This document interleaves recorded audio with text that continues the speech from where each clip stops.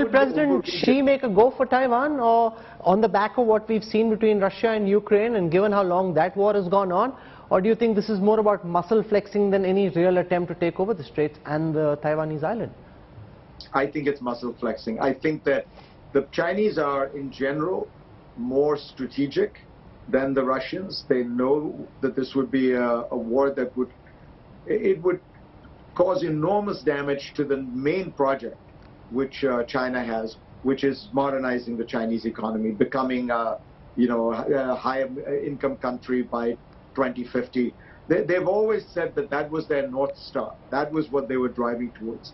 And they must realize that an invasion of Taiwan would seriously derail it, because it would mean probably the end of the kind of globalization we have. That would then lead to a decoupling of the US-China relationship. And I think Europe would find it very hard to maintain ties with China, even though they say that they want to have a different relationship and all that. If there were an outright invasion of Taiwan, I think it would be hard. So the Chinese would be, look, I think that what the Chinese are looking for is a kind of coercive diplomacy, not an invasion. Even in their war planning scenarios, if you look at what they do, they practice blockades more than they do outright invasions. And what they're hoping for is to intimidate the Taiwanese into accepting certain kinds of a relationship of deference towards the mainland. And one of the two parties in political parties in Taiwan is more amenable to that. So I think that there is a strategy here that is it's not a binary thing. It's not do nothing or invade. It's much more likely to be some kind of soft pressure. And how the Taiwanese react, again, let's not forget in all of this that, as with Ukraine, we forgot about the Ukrainians and what they would be willing to accept. And everyone says the US should not have expanded NATO with this. What about the Ukrainians? They did not want to be part of the Russian Empire. That's really what's causing this.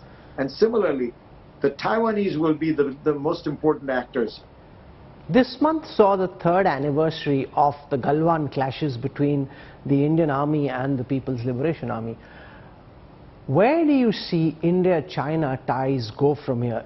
Prime Minister Modi will visit the US in this high-profile visit, which will suggest to many in Beijing that India, regardless of what it is saying, is actually coming under America's strategic embrace. Secondly, we've got a very active border between India and China even at this moment. A lot of the positions which were filled temporarily have now been deeply entrenched, and the armed forces of both India and China seem locked in eyeball-to-eyeball confrontation in many sectors in Ladakh, going all the way up to Arunachal Pradesh. I think the Indo-China relationship is a perfect illustration of the failure of China's foreign policy in the last 10 years under Xi Jinping. If you think about it, for 20 years, Deng Xiaoping practiced this masterful foreign policy of, hide your light under a bushel, as they called it. China modernized without scaring people. It rose in the international system from 1% of global GDP to 10 to 15%, and everyone was welcoming it in. And then Xi Jinping comes into power and begins this wolf warrior diplomacy.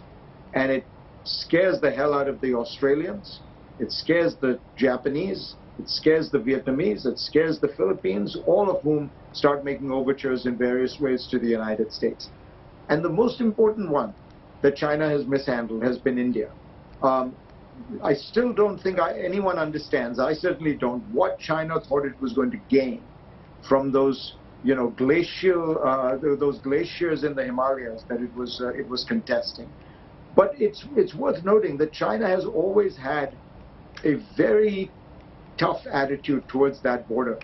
It has always, China has in some ways resolved 15 of its 16 border disputes around its neighbors. The one it has not resolved is the Indian border. And I've always suspected that has something to do with their feeling about Tibet and, Tibetan independence, and fears that this, that creates an idea that there is a greater Tibet. Don't forget, India allowed the Dalai Lama to come to India when he fled China in the 50s. So there's something going on there where the Chinese have a neuralgic attitude towards it, because otherwise it makes no sense. India, as you know, has not been particularly anti-China. And Nehru made all these overtures to China, and then they rebuffed them, eventually invading in '62. Even after that, it did not turn Indian attitudes permanently. India mostly doesn't think a lot about China until recently. And you know, all the time when I was growing up, it wasn't as though Indians didn't have much of a feeling one way or the other. But the Chinese, by making this border so hot, and and being so unyielding on it, have, I think, created a problem that mostly didn't exist. The status quo was one that India was comfortable with. So I think that this is a perfect example of where she's, kind of aggressive diplomacy has led him. He has dialed back in some places, Australia. I don't see much dialing back in India.